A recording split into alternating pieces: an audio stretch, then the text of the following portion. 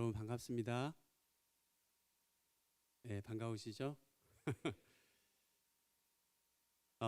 제가 오늘 우리 교육장님들이랑 이렇게 식사도 섬겨주셔서 교제 나누고 또 우리 장로님이랑 여기 아래에서 차 마시면서 얘기를 나눴는데 우리 기쁨의 동산교회 참 인상이 깊은 것이 제가 한 3가지 정도 느껴지는데 선교하는 교회다. 여기 또 이렇게 GBT 이렇게 선교 축제에도 들었는데 계속해서 분리개척 이번에 12월 달에 4번째인가요? 예.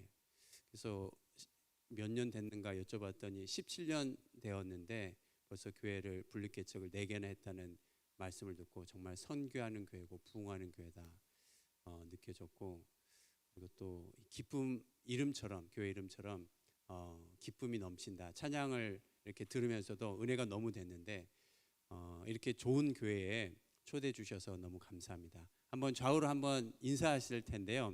좋은 교회에 오신 거 축하드립니다. 한번 인사할까요? 좋은 교회 오신 거 축하드립니다. 네. 우리 박정민 사모님은 좀 어떠셨습니까? 저도 너무 은혜를 받아가지고 제가 강사인지 성도인지 착각할 정도로 찬양도 너무 감동을 받았어요. 그래서 이 교회의 영적인 충만함이 이렇게 처음 온 저에게도 이렇게 느껴지는구나. 제가 잠깐 화장실 내려가는데 막 큰 소리로 기도하는 소리가 들리더라고요. 이 수요예배를 위해서 기도하시는 분들이 있구나. 너무 감동이 돼가지고 저도 마음이 울컥하네요. 네. 저희가 가정에 대해서 얘기하려고 왔지만 오히려 이곳에서 하나님이 주신 가정들을 보게 하시는 것 아닐까 그런 생각이 들었습니다. 네. 오늘 저희가 뭐 길지는 않지만 한 1시간 정도 성경적 가정 그리고 소통하는 가정 이 주제로 좀 나누려고 하는데요. 우리 성도님들 아시는 대로 이제 저희는 CCC 간사로 23년째 사역하고 있는데, 캠퍼스에서 보면 요새 젊은이들이 결혼을 안 하려고 하는 거, 그를 뭐라고 합니까? 비혼이라고 합니까? 비혼을 생각하고 있는 젊은 친구들도 많고, 또 결혼을 했지만 아이를 낳지 않으려는, 그래서 출산율이 뭐 0.9명 들었는데 지난 6월 통계청 발표 들으니까 0.78명까지 이렇게 낮아졌다고 들어서 참 마음이 안타까운데, 이 세대가 이렇게 계속 어려워지는 시대를 우리가 마주하고 있습니다. 그런데 이러한 시대 속에서 가정도 힘들고 또 아픈 가정들, 또 깨어진 가정들을 많이 보게 되는데, 이러한 상황 앞에서 우리가 어떻게 가정을 좀 세울 것인가 한 번쯤 그런 고민을 하게 되죠. 그래서 오늘 여러분들과 같이 가정을 어떻게 회복시킬 것인가, 그 좋은 열쇠는 우리가 어떤 뭐 물건을 사면 그 물건의 제품 설명서, 사용 설명서를 꼼꼼하게 읽을수록 그 제품을 200% 활용하는 것처럼 가정도 마찬가지입니다. 가정을 설계하신 분이 계십니다. 누구시죠? 예, 하나님이신데 가정의 제품 설명서는 바로 하나님의 말씀, 성경인 줄로 믿습니다. 아멘. 그래서 오늘 제가 한 절반 정도는 성경적 가정의 원리가 뭔가 좀 나누고, 그리고 또 절반 정도는 소통에 대해서 실질적인 부분들을 또 제 아내가 좀 나누려고 하는데요. 봅시다. 예, 잘 나오네요. 저희 가족 사진입니다. 이쁘죠? 네, 감사합니다. 이렇게 어디 청년들 모임 가면은 이렇게 보여줘도 쳐다보지도 않아요. 예, 그래서 이렇게 또 반응해 주셔서 너무 감사한데, 작년에 이제 저희가 안식년이었어요. 사역 22년째 때 처음으로 안식년을 가졌는데 어디 멀리 간 건 아니고 그냥 집에서 잘 안식했습니다. 예, 저희 집은 인천 부평인데 인천에 보니까 차이나타운이 있더라고요.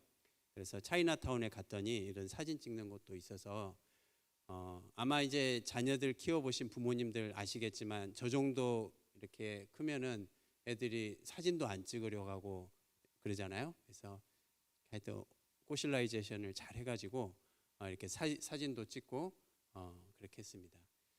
저는 저와 아내는 이제 캠퍼스에서 22년간 캠퍼스 사역을 하다가 올해부터 그 종로구 부암동에 CCC 본부가 있습니다. 이제 본부에서 제가 이렇게 사역연구소장으로 섬기고 있습니다. 제가 먼저 오늘 그 봉독한 그 말씀을 중심으로 해서 성경적 가정의 원리가 무엇인지 나누려고 하는데요. 퀴즈를 드리겠습니다. 퀴즈 하면 또 선물이 있어야겠죠. 네, 선물은 있으니까 여러분들 글씨가 좀 작을 텐데 한번 보세요.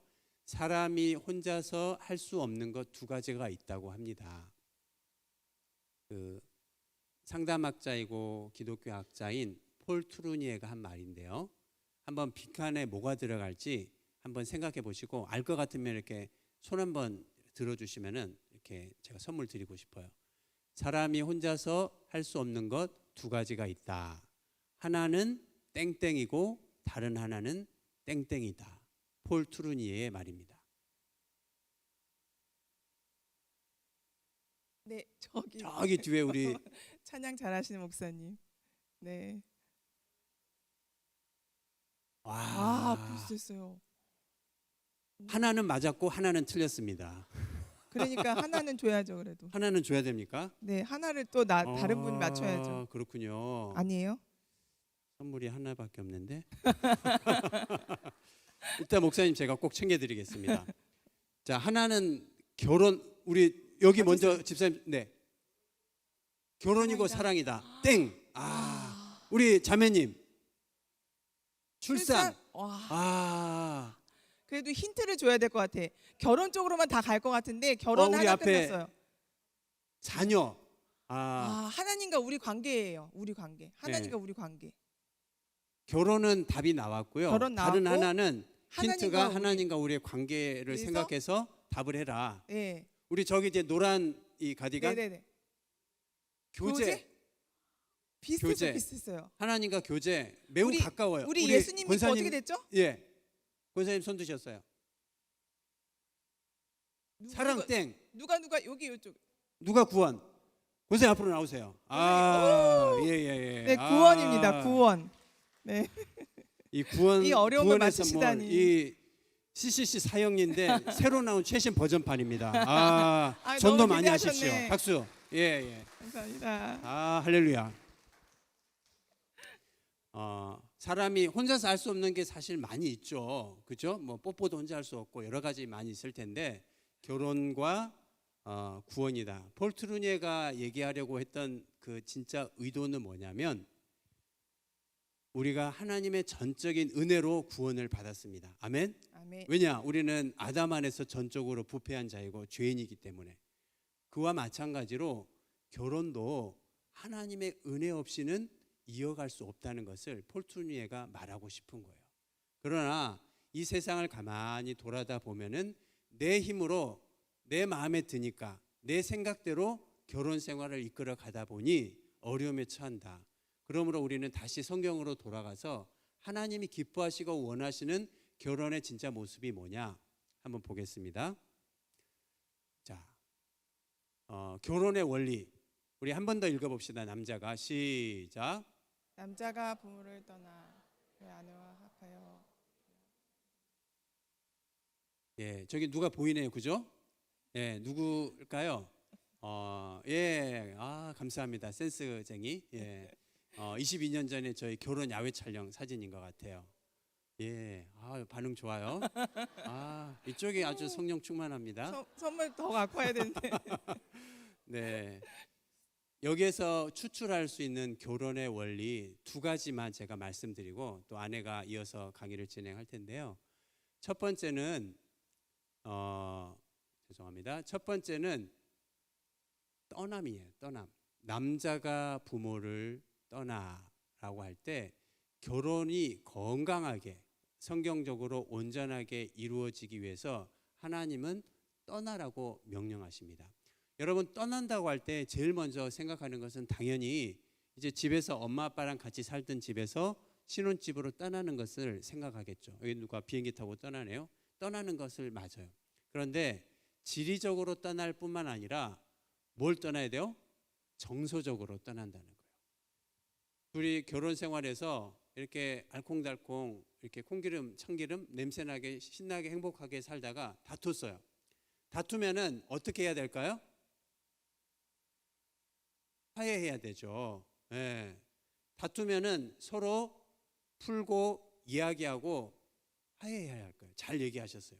그런데 요즘 보면은 다투면은 어떻게 해요? 예. 전화해서 어떻게 합니까? 전화해가지고 엄마 황서방이 이렇다 이렇게 전 아니에요. 전 아니에요. 또는 엄마 색시가 이렇게 뭐 자꾸 막 이렇게 나를 괴롭혀 바가지를 긁어. 이게 정서적으로 아직 떠나지 않았다. 그래서 어떤 책에 보니까 결혼을 하면 이것도 퀴즈. 이것도 퀴즈 선물 나갑니다. 퀴즈. 결혼을 하면 첫날 밤에 침대에 신랑과 신부가 누웠어요. 그런데 그 첫날 밤에 다리가 몇 개일까요? 4개. 4개여야 누구? 저요. 4개 아니에요. 근데 4개는 정상이고 4개이면 너무 좋을 것 같은데 대부분 결혼을 해서 누구? 예. 어차피 뭐 한번 얘기라도 해보세요. 뭐 틀려도 괜찮습니다. 네. 누가 들었어요? 12개. 12개? 누구세요? 여기 어떻게 하셨어요? 맞았어요. 그렇죠. 역시. 박수. 정말 장로님 잠깐만 좀 스마트하세요. 나와주세요. 똑똑하시네요. 예. 정말. 장로님 나오시면은 제가 선물 드리겠습니다. 이 브라운백 안에 제가 선물이 가득 들어 있거든요. 진짜요? 예.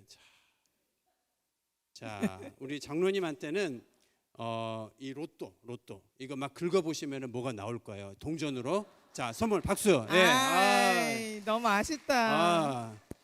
자, 막 CCC 상품 홍보만 하는 것 같은데. 예. 남자와 여자가 누워서 자면 당연히 다리가 4개여야 될 것 같은데 우리 장로님께서 지혜가 있으세요. 엄마 아빠 생각에 계속 갇혀 있는 거예요. 그래서 신랑 쪽에는 엄마 아빠, 신부 쪽에도 엄마 아빠, 총 6명이니까 다리가 12개더라 라고 유명한 상담학자가 이야기를 했어요. 그래서 결혼을 해서 이야기를 하는데도 남자는 막 밥을 먹는데 우리 집에서는 밥 먹을 때 얘기하는 거 아니다 이렇게 하는데 또 여자 쪽에서는 밥 먹을 때 얘기하면서 얘기하지. 그러니까 각자 25년 30년 동안 살아온 가정의 배경이 있는데 그것을 뭐하라? 떠나라. 떠나야 돼. 우리가 그 부모의 습관이나 정서적인 의존으로부터 떠날 때 완전한 견고한 가정을 세울 수 있다. 이것이 하나님이 설계하신 성경적 가정의 원리다. 자, 그리고 경제적 떠남. 여러분들 충분히 공감하시죠? 이렇게 요즘 친구들 열심히 이렇게 생활하는 친구들이 여기는 대부분 많이 계실 것 같은데 또 그 중에는 돈이 문제가 생기면 어때요? 전화해가지고 엄마 3천만 땡겨줘 뭐 이렇게 하잖아요. 그런 부모가 있으면 저도 좋겠는데 아무튼 첫 번째 원리를 제가 말씀드렸고요. 오늘 여러분이랑 나눌 시간이 많지 않기 때문에 두 번째이자 마지막 성경적 결혼의 원리는 한번 따라할까요? 연합의 원리. 첫 번째가 따라합니다. 떠남의 원리. 여러분 이 두 가지 키워드를 잘 좀 기억하셔서 여러분 가정에도 적용을 하시고 여러분 자녀들 이제 곧 결혼하거나 또 그 자녀들에게도 그렇게 잘 전수해 주시면 성경적 가정의 원리를 전수해 주시면 좋겠는데요. 첫 번째는 이 연합의 원리는 육체적 연합이다. 이것은 크게 설명하지 않아도 결혼을 하면은 남자와 여자가 한 몸을 이루게 됩니다. 서로 사랑을 하고 잠자리를 함께 하죠. 그런데 몸이 함께 섞어진다고 할 때 무엇도 함께 섞어져야 되냐면 정서적으로도 연합이 되어야 돼요. 그래서 요즘 이제 그 젊은 친구들 제가 이제 캠퍼스에 있으면은 그 아시는 분들도 있겠지만 대부분의 우리 어르신들이 생각하는 것 이상으로 우리 젊은이들의 성문화가 상상을 초월합니다. 이 핸드폰 안에 어플이 있는데 대학마다 에브리타임이라는 어플 청년들 아실 거예요. 그 어플에 들어가면은 이런저런 얘기들을 전혀 모르는 그 대학교 안에서 주고받게 됩니다. 그런데 그때 주고받다가 이렇게 서로 연결이 되면 그날 원나잇을 해요. 같이 잔다는 말이에요. 그게 대학가의 모텔이나 이런 곳에서 비일비재하게 일어납니다. 그러면 제가 임신한 아이들이나 이 어려운 아이들을 상담하게 되죠. 캠퍼스에서 사역을 하다 보면은. 그럼 이 아이들이 가지는 생각이 뭐냐면 간사님, 제가 이제 캠퍼스에서는 CCC 간사니까 간사님 어차피 헤어지면 되잖아요. 이런 얘기를 합니다. 또는 우리가 알아보고 잠을 자보고 속궁합도 확인해보고 그래야 결혼해야 되잖아요. 이런 얘기를 해요. 이 학생들도. 그때 이제 제가 자주 사용해주는 설명 예화가 A4 2장으로 설명을 합니다. 여러분도 한번 잘 들어보세요. 이 하얀 A4 2장에다가 딱풀로 이렇게 끄트머리를 잘 붙여서 10분 동안 가만히 두면은 딱 붙을 거예요. 자, 그러면 이것이 잘 붙은 다음에 이 양 끝을 잡고 이것을 딱 뜯으면은 깔끔하게 떨어질까요? 안 뜯어지죠. 탁 당기면 어떻게 될까요? 찢어져요. 우리는 우리가 생각할 때 몸을 섞고 헤어지면 그만이지라고 청년들은 대부분 생각하지만 하나님은 그렇게 만들지 않았다는 거예요. 우리가 몸을 섞으면 육체적 연합을 하면 그것과 함께 어떤 본딩, 연합이 이루어지냐면 정서적으로도 연합이 되고 영적으로도 연합이 돼요. 그래서 고린도서에서 하나님께서 너희가 믿지 않는 자와 멍에를 함께 매지 말라고 말씀하신 이유가 거기에 있습니다. 몸만 섞었으니까 되는 것이 아니라 정서적으로도 결속이 돼버려요. 그런데 안 믿는 사람이라면 아무리 몸이 즐거울지 모르지만 영적인 교감을 나눌 수가 없어요. 저는 여기 정미호 전도사님 계신데 이전에 그 교회에서 11년 동안 영화부를 섬겼는데 항상 슬프고 얼굴에 수심이 있는 분들을 보여. 영화부 부모 중에서. 누구냐? 남편이 안 믿는 사람 또는 아내가 안 믿는 사람. 청년부 때 그렇게 청년부 목사님이 담임 목사님이 그렇게 가르치고 지도하셨는데 이렇게 안 믿는 사람이랑 결혼을 하게 되니까 정말 피눈물이 나는 거예요. 왜? 영화부 보면은 다 커플들끼리 와서 애가 울면은 남편이 애기 기저귀도 갈아주고 젖병도 먹여주고 유모차도 들어주고 하는데 이 분들은 혼자서 모든 것을 감당해야 되니까 너무 마음이 힘든 거예요. 저도 그것을 보면서 너무 마음이 안타깝습니다. 그러므로 여기 계신 우리 이제 결혼을 앞둔 미혼 청년들 있다면은 정말로 믿음 안에서 가정을 세워갈 수 있기를 주님의 이름으로 축복합니다. 아멘. 요것만 한번 설명하고 넘어갈게요. 네.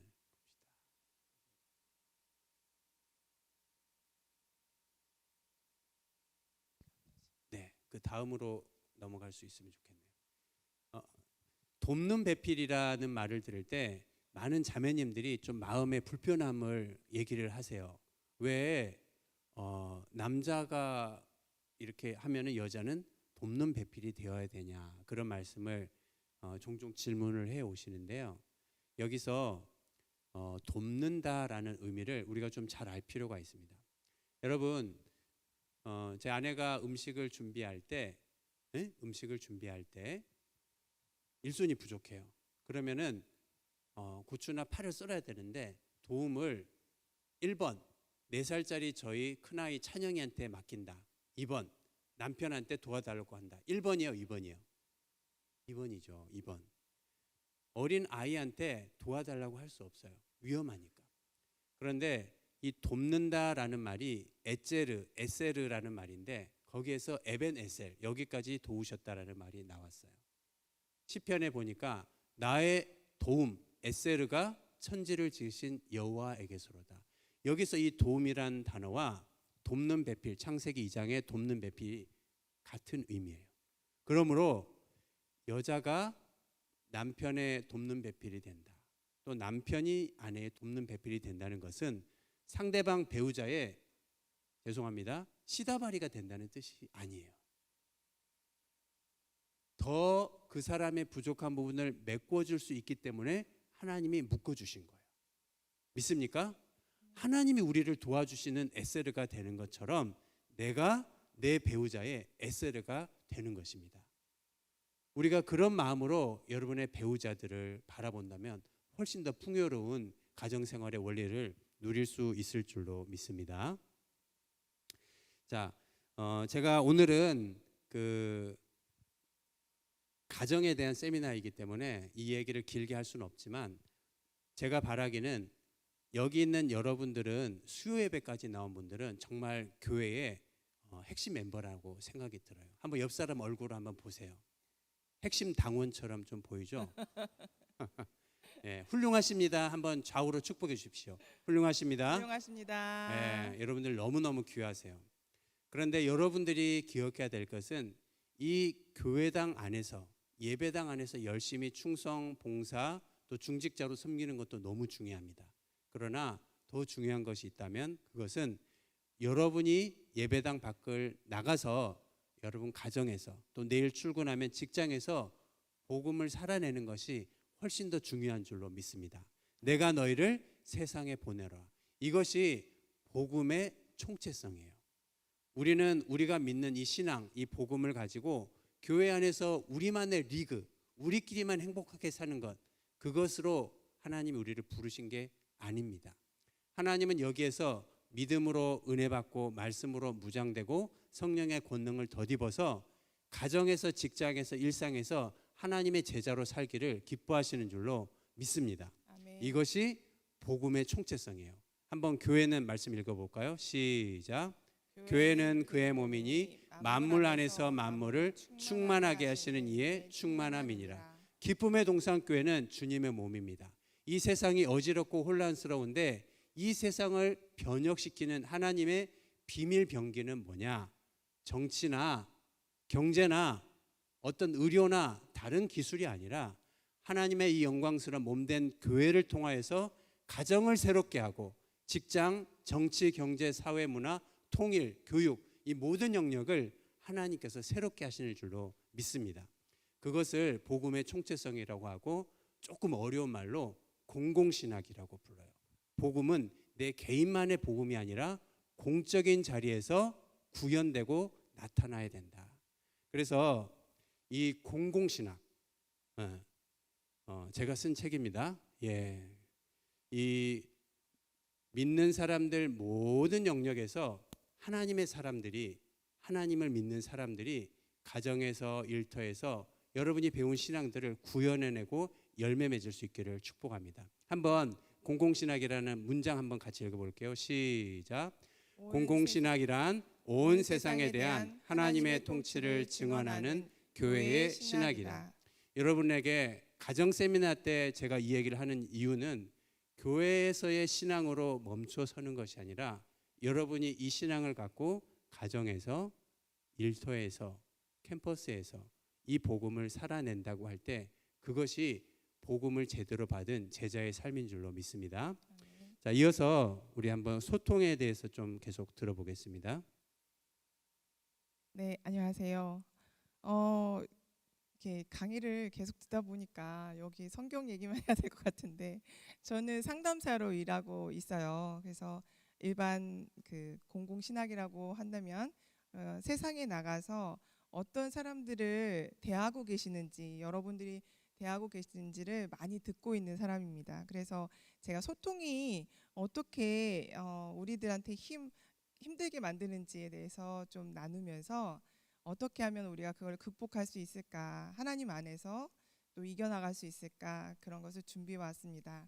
먼저 그림을 보시면 한 사람은 시계 자물쇠 같은 게 잠겨져 있죠. 한 사람은 막 꽃을 피웠어요. 그냥 예를 들어보는 겁니다. 저 같으면 이렇게 얘기하죠. 여보, 내가 학교에서 무슨 일이 있었고 이렇게 있었는데 막 이렇게 했는데요. 저희 남편이 열심히 근데 아까 뭐라고 했지? 문이 잠겼다고 했나? 뭐 이렇게 딴소리를 하고 그래요. 그러면 제가 지금 내 말 듣고 있는 거야? 막 이러고 제가 얼굴에 또 표정이 나오잖아요, 그죠? 네. 그러다가 또 뭐 막 얘기하고 있으면 막 이런 소리가 나요. 그럼 뭐 하는 거예요? 잠을 자고 있는 거예요. 어떻게 내가 말을 하는데 잠을 자지? 나는 누가 말을 하면 잠을 잔 적이 없는데 이럴 때 되게 무안해하죠. 사역이 너무 많아서 좀 피곤해요. 근데 제가 왜 이렇게 솔직하게 얘기하느냐면요. 저희가 막 보기에는 되게 막 소통도 얘기하고 다니고 부부 사역도 하고 그러니까 맨날 좋을 줄 아시잖아요. 근데 저도 이렇게 어려움이 있답니다. 그럼 마음이 어떠세요? 좀 마음이 시원하시죠? 예, 나랑 같은 고민을 하는 분이시구나 이러면서 좀 가까워지는 것 같지 않으세요? 그죠? 그래서 제가 가끔씩 많이 가끔씩이 아니라 많이 하는 말이 말이 안 통해. 말이 안 통해. 말이 안 통해. 도대체 말이 안 통해. 알았어. 그러면서 이제 말어. 막 이러면서 삐질 때가 있거든요. 그런데 저도 상담사로서 그러고 나면 괜히 마음이 좀 안 좋아요. 아휴, 어디 가서 내가 누구를 상담하겠어. 내가 내 마음이 이렇게 힘든데 누구를 상담하고 있겠어. 막 이런 생각이 들 때가 있답니다. 근데 여러분 이상하신가요? 제가? 인간이 다 그렇죠. 그렇죠? 네. 마음이 잘 안 맞을 때가 많아요. 그래서 제가 질문을 해봤는데요. 여러분들은 언제 가족들하고 소통이 잘 된다고 느끼세요? 그리고 여러분들은 어떻게 하면 가족들과 소통할 수 있었어요? 어떻게 하셨을 때 소통할 수 있었어요? 그리고 또 가족들이 어쩔 때 이렇게 만족스러워하면서 막 너무 좋아 막 그랬어요. 저 참 궁금해요. 저도 배우고 싶어요. 네, 한번 생각해 보면 좋았던 것보다는 이렇게 나빴던 게 생각이 나지 이러지 않으세요? 그죠? 어, 사람이 그래요. 내가 좋았던 기억보다는 불만족스럽고 좀 해결됐으면 좋겠는데 그런 것들이 먼저 막 떠오르게 되죠. 그래서 소통이라는 거는 가정에 또 기쁨을 주기도 하고 또 만족감을 주기도 하고 슬픔을 주기도 합니다. 이제 넘길게요. 네, 사람은 왜 그렇게 지어졌을까요? 그 사람을 지으신 하나님께서 그 성부, 성자, 성령 하나님께서 그분을 닮게 우리를 만드셨어요. 그렇죠? 그분은 한 분이신데 삼위일체시래요. 오, 너무 어렵죠. 이거 정말 중요한 원리인데 성부님과 성자와 성령님이 함께 계시대요. 와, 정말 우리한테는 이해할 수 없는 부분이지만 그 하나님조차도 함께 연결되어 있는 그런 분이시라는 거예요. 그리고 하나님께서 우리를 만드실 때 다 좋다고 좋다 뭐 지어서 좋다 뭐 좋다 좋다 하셨는데 한 가지 좋지 않다고 하는 게 있었어요. 그게 뭐죠? 사람이 독처하는 것이 혼자 있는 것이 좋지 못하다고 하셨어요. 그러면서 뭐 새들이랑 뭐 동물들 이름을 지으라고 하면서 그 아담이 다들 짝이 있는데 왜 나만 없지? 이렇게 필요를 느끼게 하시고 잠들게 하셔서 그 아름다운 하와를 만들었죠. 만들었는데 아담이 뭐라고 말했어요, 그때? 아름답다 이렇게 말했나요? 내 뼈 중에 뼈요. 살 중에 살. 이런 말을 했어요, 아주. 그럼 이거 너무너무 행복한 말이잖아요. 정말 나의 몸의 한 일부다. 막 너무너무 귀한 말이잖아요. 그렇게 하나님이 이렇게 짝을 짓는 것에 대해서 기뻐하셨고 그런 소속감, 사랑 그리고 그 욕구에 대해서 하나님이 우리를 창조하셨어요. 근데 이제 그 인간을 연구하시는 신학자들이 심리학자들이 많이들 욕구에 대해서 얘기를 하시는데 그 중에서 꼭 빠지지 않는 것, 두 번째로 가는 것들이 사랑과 소속감이에요. 먼저는 뭐죠? 생존의 욕구죠. 네, 생존의 욕구 다음에 두 번째가 소속과 사랑이라는 거예요. 여러분들 동의하시나요? 동의하시나요? 네, 그 다음에요. 잘 안 넘어가네요. 그 전입니다. 네. 이렇게 사랑과 소속감을 가지려면 무엇이 전제돼야 될까요? 네, 맞습니다. 안정감이죠. 그리고 신뢰입니다. 어떻게 보면은 결혼을 했는데 많이 싸우는 이유가 신뢰예요. 나는 믿었는데 너가 어떻게 했어? 약속을 안 지켰어. 그 신뢰가 끊기면 불안해요. 또 나를 아프게 할까봐, 나를 너무 실망시킬까봐 너무 불안해서 많이 화가 나는 거죠. 그리고 안정감을 느끼지 못해요. 가족에 있으면 안전하지 못하다. 저희 막내딸이 지금 고3이어서 대학 입학 준비를 하고 있는데요. 너무 스트레스가 많으니까요. 얘가 이런 말을 해요. 알아듣지도 못하는 말을 하는데 뭐라고 하냐면 집에 와서 누우면서 집 가고 싶다. 그래요. 그래서 야 여기 집이야. 네 방이잖아. 무슨 소리야? 하더니 집 가고 싶다. 집 가고 싶어. 그러는 거예요. 그게 걔네들 말로는 정말 사라지고 싶다 그런 뜻이래요. 영원한 본향 말하는 건가 봐요. 너무 끔찍스러운 말이죠. 저한테 너무 가슴 아픈 말인데 막 제 앞에서 막 그런 말 해요 요즘 애들이. 그런데 정말 내가 안정감을 누리지 못할 때 너무 괴로운 거죠. 그렇죠? 이 소통이 연결감을 느끼기도 하지만 그 연결이 되지 않았을 때 불안하고 신뢰할 수 없는 마음 때문에 고통을 느끼기도 합니다. 그리고 소외감을 느끼게 되죠. 그런데 우리는 소외감이 아니라 소속감을 느끼고 싶잖아요. 그렇죠? 네. 그래서 오늘은 이 소속감을 위해서 우리가 우리의 인간에 대해서 조금 이해할 필요가 있어요. 그것이 우리가 왜 그런지를 이해할수록 상대에게 잘 해줄 수 있는 거죠. 그래서 인간의 뇌에 대해서 얘기해 드릴 텐데 맨 아래에 있는 이 아래쪽에 있는 부분이 그 가장 이렇게 생존에 필요한 뇌라고 해요. 생존의 뇌라고 하는데 파충류의 뇌거든요. 그래서 막 누가 이렇게 공격하면은 막 방어하고 막 이렇게 같이 싸우고 그러는 뇌가 이 파충류의 뇌예요. 그 아주 파충류들 아시죠? 파충류 아주 작은 뇌를 갖고 있는 그 정도의 뇌고요. 그 2층에 있는 그 뇌가 뭐라고 했죠? 포유류의 뇌, 동물들의 뇌예요. 그래서 그 감정을 다 느끼죠, 동물들도. 그래서 막 화가 나기도 하고 막 행복하기도 하고 감정들도 막 다 느껴요. 마지막이 뭐죠? 1층이 제일 위에 있는 이렇게 넓은 거. 그거 뭐죠? 그게 인간의 뇌입니다. 이 인간의 뇌 때문에 이해를 할 수 있고요. 조절을 할 수 있고요. 인간의 뇌 때문에 기억을 할 수가 있어요. 그래서 그 기억 때문에 정신병이 생기는 거예요. 근데 동물들은 기억을 잘 못해서 정신병이 안 생겨요. 그런데 인간만이 정신병이 생겨요. 그 옛날의 기억이 지금도 똑같이 느껴지니까 와 불안에 미치겠어. 그래서 트라우마가 생기고 그 불안 때문에 잠을 못 자고 그 불안 때문에 공격성이 생기고 그러면서 정신병이 생기는 거죠. 좀 이렇게 이해가 되시나요? 근데 우리가 막 싸울 때는 어떤 뇌가 활성화된 거예요? 네, 1층의 뇌죠.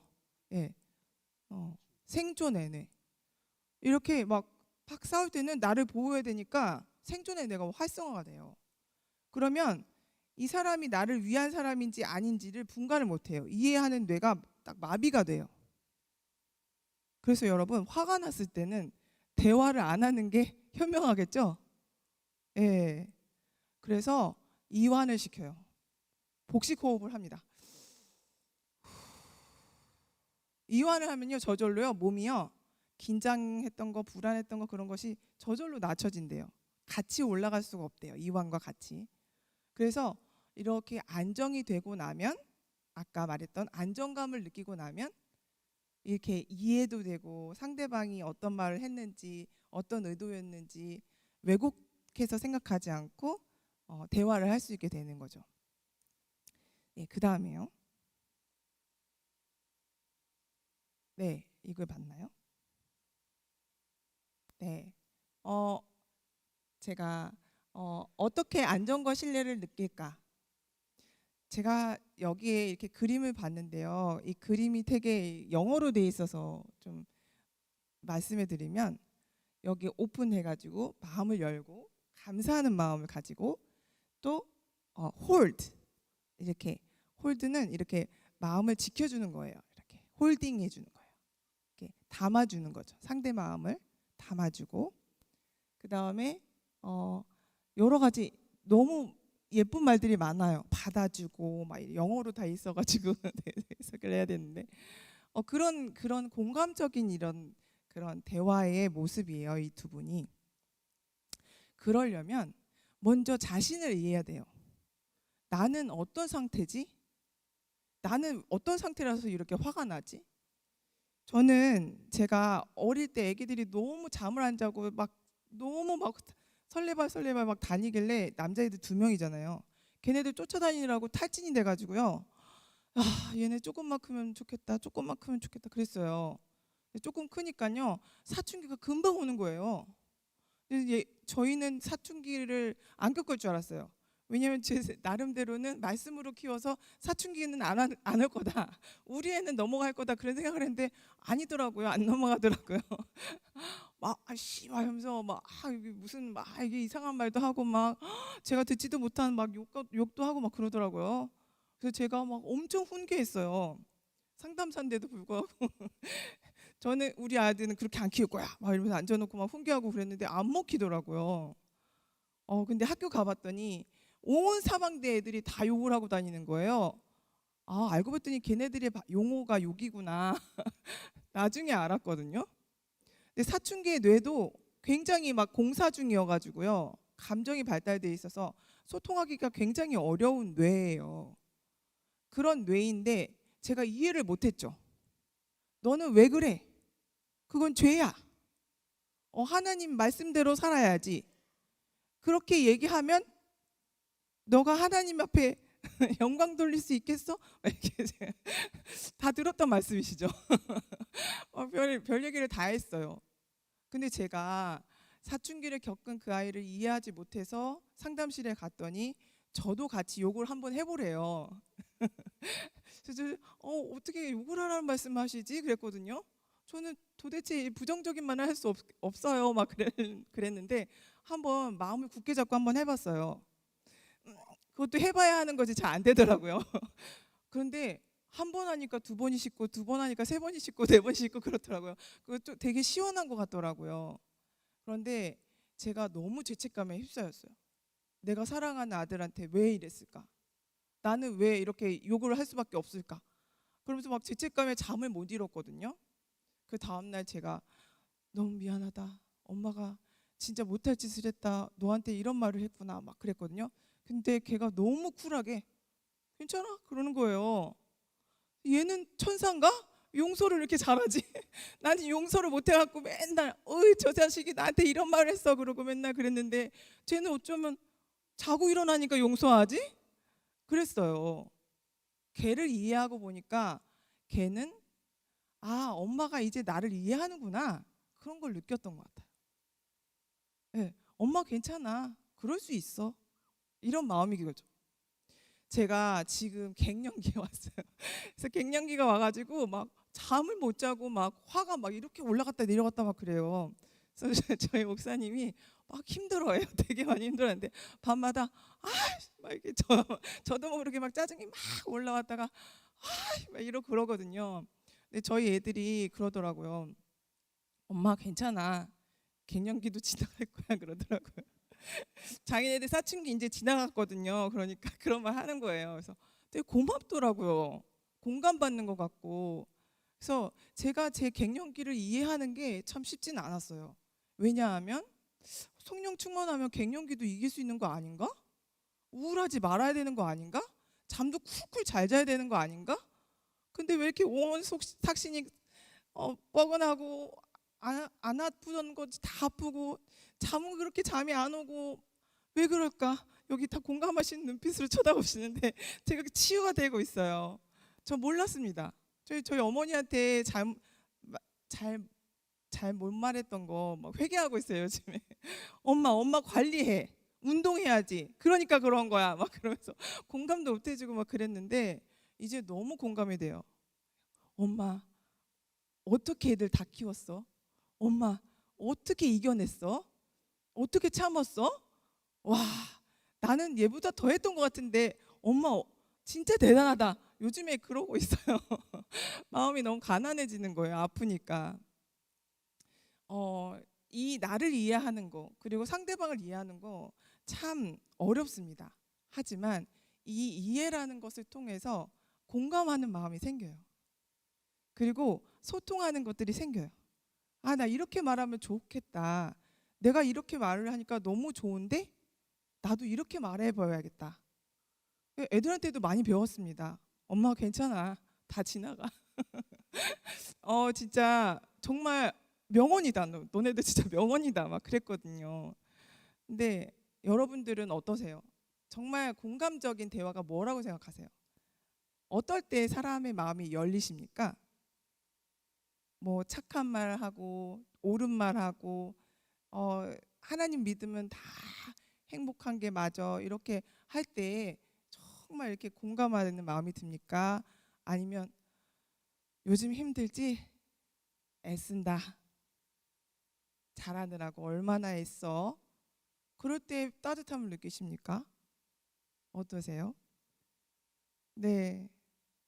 근데 또 남자와 여자 차이가 있죠. 남자들은 이렇게 좀 빨리 해결해주고 싶어요. 그래가지고 막 뭐가 문제가 있다 그러면 이렇게 해봐 이렇게 얘기를 해요. 귀 기울여 드리지를 못합니다. 그런 거를 못하는데 여자들처럼 앉아서 교육시킨다고 잘 될까요? 요즘에 많이 교육을 시키긴 하지만 사실은 좀 선천적인 거라 잘 안 되기도 해요. 그래서 성격도 좀 있고 남녀 차이도 있고 또 배경 자란 배경에서 부모님이 어떻게 성장할 때 이렇게 하셨는지에 따라서 되게 다릅니다.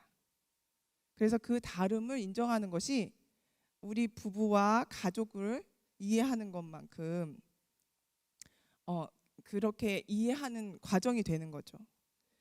네. 그래도 짧게 연습을 좀 우리 네, 힘들지 네. 네, 잘하고 그 있다. 다음 연습을 서로 다음 좀 거를 다음에 또 있나요? 열어주시면요. 네. 연습할 수 있게 하겠습니다. 그 소통이란 앱이 있는데요. 서로 존중하는 마음을 먼저 갖는 거예요. 아, 저 사람도 뭔가 하나님이 창조한 아름다운 빛깔을 갖고 있어. 내가 갖고 있지 못한 독특한 어떤 아주 특별한 보석이 있어. 상대방을 보석같이 귀하게 보시는 거예요. 저는 발달장애 아이들을 또 이렇게 상담하는 그런 상담을 하거든요. 그러면 부모님들이 솔직히 이렇게 말씀하세요. 왜 이렇게 바보일까요? 막 그러면서 속상해하세요. 왜 이렇게 바보일까요? 내 자녀가 좀 잘 자랐으면 좋겠잖아요. 근데 그 마음이 너무 속상하니까 막 그렇게 표현하시는 거예요. 그럼에도 불구하고 그 아이의 맑은 눈을 보면서 치유가 된다고 하시더라고요. 즉, 그 아이만이 갖고 있는 장점이 반드시 있어요. 직관이 뛰어나고요. 그 아이는 뭔가 속이는 그런 눈빛이 없어요. 맑고 투명합니다. 저는 그런 아이들을 보면서 정말 어떨 땐 제가 많이 배우기도 해요. 그렇듯 상대방을 존중히 여기는 마음이 제일 중요하고 두 번째는 나 전달법이에요. 이것은 부부들이요. 가장 이혼할 것 같다라고 거의 90%막 확정되는 그런 부부들을 보니까 말하는 거에서 뭐가 나오냐면 이렇게 말이 엄청 막 심한 말을 하더래요. 저주하는 말, 조롱하는 말, 막 엄청 그 사람의 인격을 모독하는 말 이런 말을 하더래요. 그러면 헤어지는 확률이 크대요. 그래서 이 공격적인 말을 하고 있을 때는 이 첫 번째 층의 그 뇌가 발달이 돼 가지고요. 그 세 번째 층의 그 뇌를 다 마비시켜 놔서 이게 막 공격을 이렇게 막 날카로운 공격의 자세로 하기 때문에 이게 서로 화해하기가 너무 어려운 거예요. 그래서 나 잔돌법은 비난 없이 하는 것이 조건이에요. 비난하는 마음 없이 하는 게. 그래서 맨 처음에 이렇게 하는 거죠. 나의 생각과 감정을 먼저 얘기하는 거예요. 나 좀 아까 속상했는데 내가 당신이 나를 보면서 잘 들어줄 줄 알았는데 코를 고고서 자니까 굉장히 속상했던 것 같아. 저도 자꾸 제 얘기하니까 속상하긴 하네요.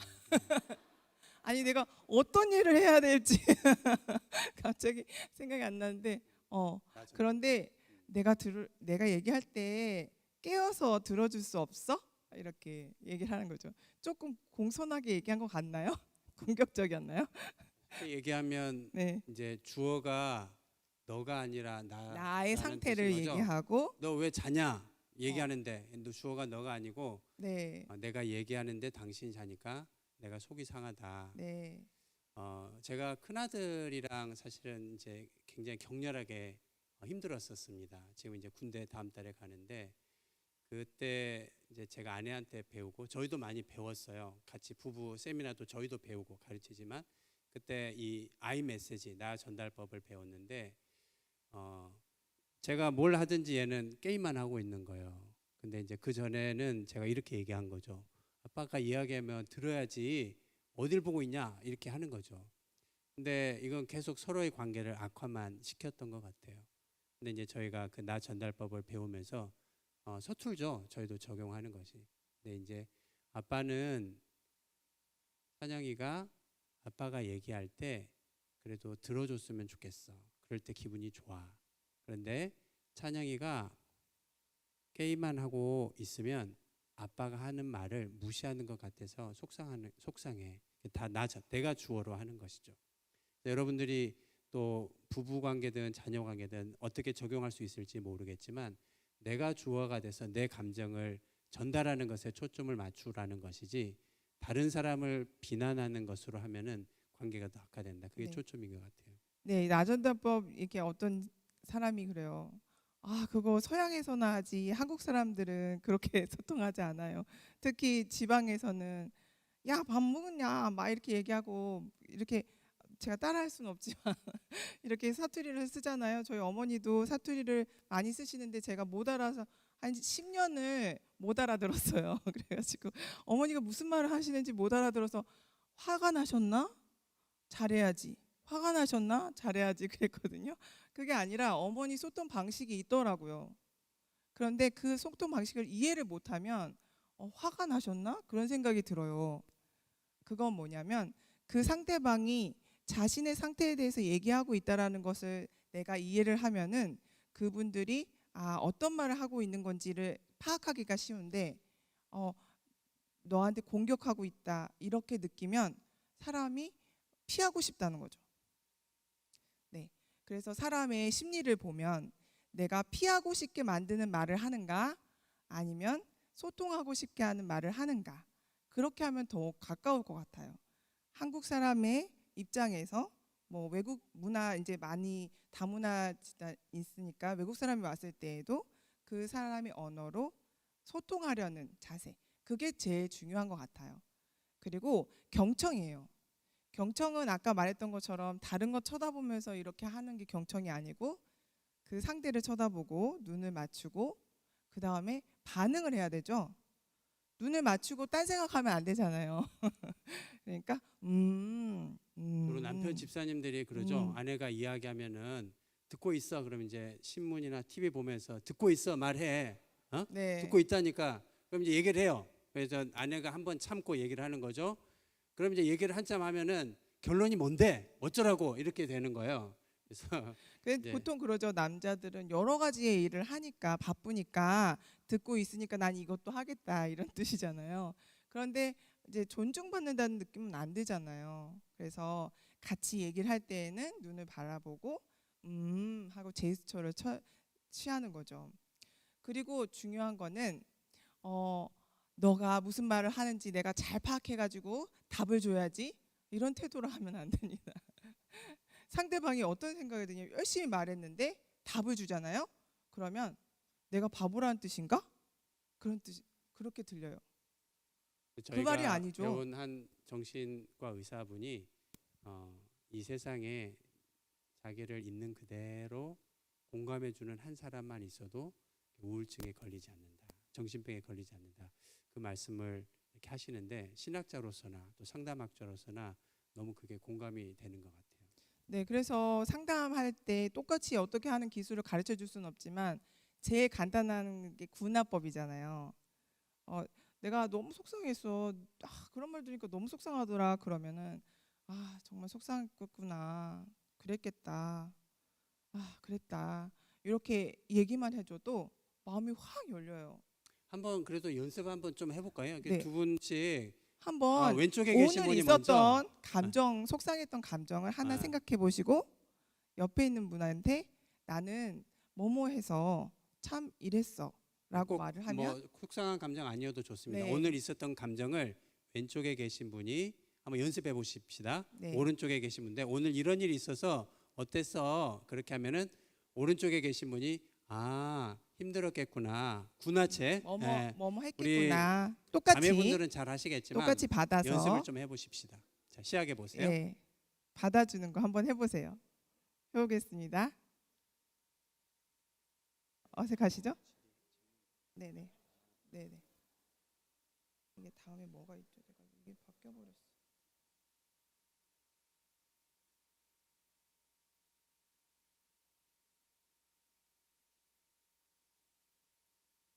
반대로도 한번 해보세요. 네, 이제 오른쪽에 계신 분이 오늘 이러이러했는데 맞은편 분이 그랬었구나 한번 화답해 보세요. 네, 시간상 또 좀 진행할게요. 마음이 읽혀지고 공감받는 느낌이 드십니까? 네. 제가 그 청소년들한테 이제 중고등부 수련회 때 가서 이걸 시켰거든요. 그 다음에 수련회 때 끝나고 교회 갔더니 애들이 무슨 말만 하면 그랬구나, 그랬구나 하고 장난을 치는 거예요. 그래서 아팠구나 와 이러면서 장난을 치더라고요. 그래도 애들이 서로 낄낄거리면서 웃으면서 되게 화기애애해졌거든요. 물론 이렇게 앵무새처럼 구나구나 하라는 얘기는 아니고요. 그만큼 수용하고 받아주라는 얘기죠. 알아셨죠? 근데 제일 중요한 거는 그 사람한테 공감적인 태도를 보이라는 거예요. 그러려면 그 사람을 격려하고 또 그 사람에게 칭찬할 것들을 내가 가지고 있어야 돼요. 그런데 상대방이 뭘 칭찬받고 싶은지 어떤 격려를 받고 싶은지 잘 모르잖아요. 그래서 그 아이에게 너는 어떤 게 힘든 거야? 어떤 말을 듣고 싶어? 이렇게 물어볼 수 있어요. 그래서 여기에서는 지금 실천해 보자고 이렇게 제가 이렇게 준비해 왔는데 이 시간도 많지는 않으니까 한번 댁에 가셔서 네. 자녀분께나 배우자에게 너는 어떤 말을 들을 때 제일 행복해? 어떤 말 들을 때 기분이 좋아? 물어보는 물어보세요. 것만으로도 분위기가 사뭇 달라질 것 네. 같아요. 그러면 물어보면 그걸 얘기를 해주잖아요. 나는 잘했어. 그 말을 듣고 싶어. 저희 아들이 그러더라고요. 막 울고 있는 막내딸한테 제가 괜찮아 대학 못 가도 돼. 아유 그렇게까지 할 필요 없어. 그러고 제가 위로하고 있었더니 둘째가 그러더라고. 엄마 그거는 김 빠지는 말이야.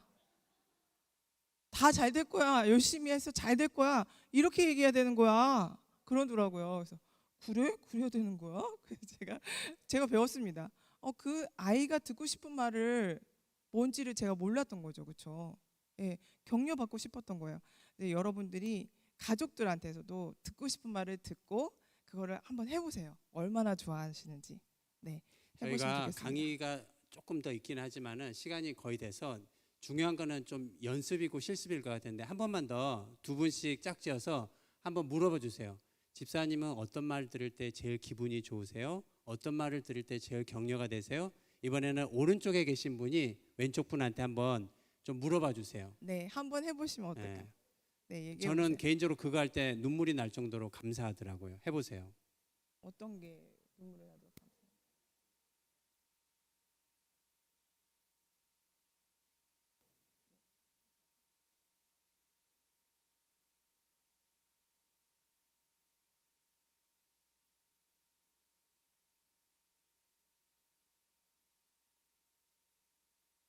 네, 반대편도 또 해보시고요.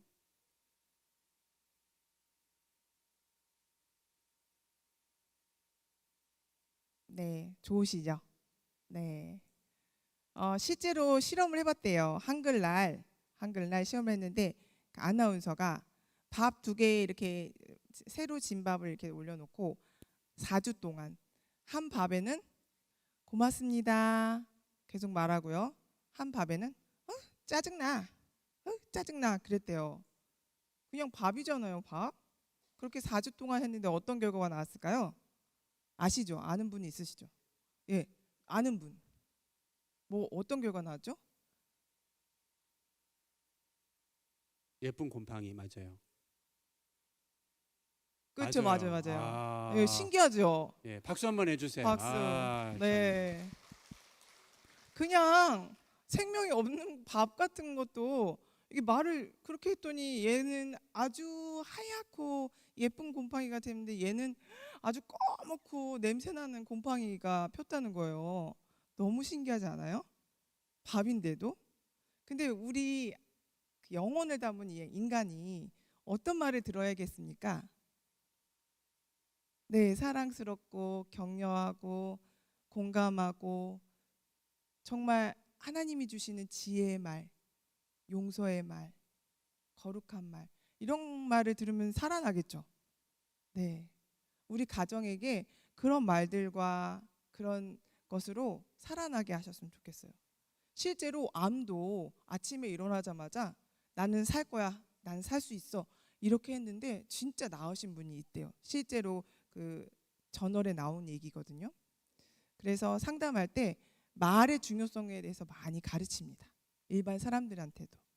마지막으로 제가 꼭 기억할 것에 대해서 썼는데요. 첫 번째 한번 같이 읽어볼까요? 사람은 자신을 네, 우리를 위협할 때 방어하는 게 당연해요. 예, 그래서 우리가 서로 위협하지 않는 안전한 대성이 될 수 있길 바랍니다. 두 번째, 시작. 네, 우리 온전하지 못해서 사랑할 수 없을 때 주님의 사랑을 입는 그런 복된 가정이 되길 바랍니다. 세 번째, 같이 읽을까요? 네, 거울을 본다는 건 뭐죠? 나를 본다는 거죠.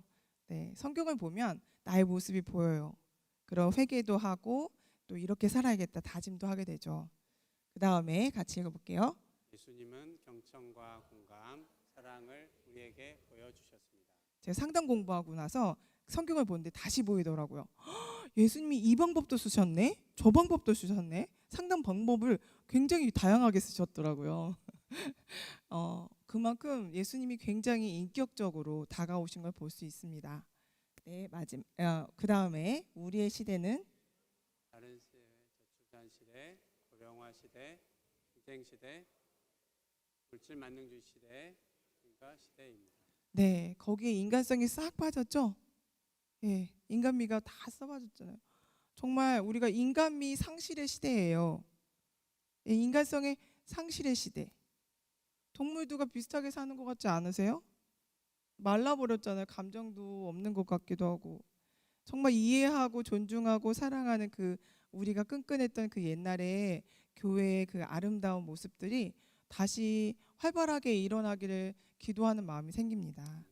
그래서 이 상실의 시대에 마지막 같이 읽을게요. 시작. 이 상실의 시대를 믿음으로 걸어가는 성도들 서로 축복하고 사랑합시다. 서로 축복할까요? 축복합니다. 축복합니다. 사랑합니다. 감사합니다. 감사합니다. 네. 시간이 거의 다 되었는데요. 혹시 뭐 한두 분 좀 질문이 있으신가요? 뭐 하시고 싶은 말씀이나 뭐든지 좋습니다. 네.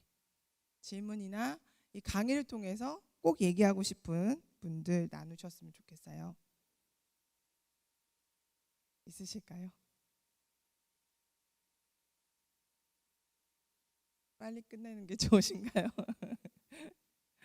어떤 네. 얘기도 괜찮아요. 한 분 없으실까요? 좀 의미가 있으셨습니까, 여러분들에게? 네. 네. 다시 한번 이렇게 초대해 주신 우리 또 이렇게 목사님 못 뵈서 너무 아쉽긴 한데 담임 목사님 또 당회 장로님들이랑 우리 성도님들께 다시 한번 감사드리고요. 한 사람이 변화되었을 때 그 사람이 변화된 가장 현저한 증거가 뭐냐면 언어라고 합니다. 말. 그죠? 그래서 우리 사랑하는 우리 기쁨의 동산교회에 하나님 은혜 받고 또 성령 체험하셨을 텐데 여러분의 입술의 언어가 이제 이 문 밖을 나섰을 때 상황은 또 별로 안 바뀌었을 수 있어요. 근데 아까 우리 뒤에 계신 분 말씀해 주신 것처럼 밥인데도 그렇게 결과가 달라지는 것처럼 우리 자녀들에게 우리 배우자에게 가장 소중한 가족들에게 고맙다, 사랑한다, 애썼다. 제가 오늘이 이제 설교 시간이 아니라서 그 얘기는 못했는데 제가 30대 초반에 간경화 말기로 투병하고 있었어요. 지금은 주님의 은혜로 완전히 회복이 돼서 이렇게 전국을 다니면서 말씀을 전하고 어제도 그제도 포항 또 서울 갔다가 내일은 또 순천 뭐 내려가는데 하나님이 어떤 은혜를 그 가운데 주셨냐면 의사가 뭐 이제 다 인생 이제 정리해라 그렇게 얘기했을 때 제가 용인에서 요양하고 있을 때였는데 저도 제 자신이 무능한 남편으로 또 무가치한 가장으로 느껴진 순간이 있었습니다. 그때 너무 감사하게 제 아내가 여보 제가 이제 CCC 간사가 후원으로 사는데 후원금도 떨어지고 약값도 떨어지고 해서 제가 너무 힘들었거든요. 그때 제 아내가 아무것도 안 해도 돼요. 살아만 있어줘도 감사해요. 살아 있어줘서 감사해요. 그 말을 하는데 제 존재가 수용되는 느낌이 있었던 것 같아요. 사람마다 문제의 종류나 그 문제의 크기는 다 다를 줄 압니다. 그러나 그 모든 한 사람 한 사람이 누군가에게 내가 받아들여졌다라고 느낄 때 살 힘을 얻는 것 같아요. 우리가 다 알지 못하지만 우리 교회 식구들 가운데 상처나 어려움이나 돌봄이 필요한 분들이 계실 줄 압니다. 오늘 배운 거 너무 짧은 시간이고 저희가 너무 서툴게 전달했지만 있는 그대로 수용해주고 귀하게 여겨주고 주님의 마음으로 사랑을 표현한다면 비록 그것이 서툰다고 할지라도 저희도 믿지 않는 가정에서 이렇게 믿음의 가정을 이루고 전국을 다니면서 이 부부 가정 세미나를 할지 저희는 꿈도 몰랐습니다. 하나님의 전적인 은혜입니다. 동일하신 하나님께서 여러분의 삶과 가정 가운데 역사하셔서 여러분의 가정을 회복시키시고 나아가서 여러분 주변의 가정들을 일으키시는 축복의 통로의 통로가 되시기를 축복합니다. 같이 한번 기도하겠습니다. 사랑하는 하나님 아버지, 귀한 기쁨의 동산교회 초대해 주셔서 가정이 얼마나 소중한지 하나님이 기뻐하시는 가정의 모습이 무엇인지 깨우쳐 주시고 일깨워 주셔서 감사합니다. 내 곁에 보내주신 사랑하는 배우자, 소중한 자녀들, 부모님들 주님의 마음으로 품고 주님의 마음으로 사랑하지 못한 것 회개합니다. 주님께서 불쌍히 여겨주시고 오늘 주신 말씀 따라 우리가 섬기는 이 가정이 선교지임을 깨닫고 우리의 가정을 일으켜 세워 주시옵소서. 우리의 자녀들을 회복시켜 주시옵소서. 하나님의 권능이 역사하게 하여 주시옵소서. 우리 한번 주님의 이름 크게 외치고 함께 기도로 회개하며 간구하며 나가겠습니다.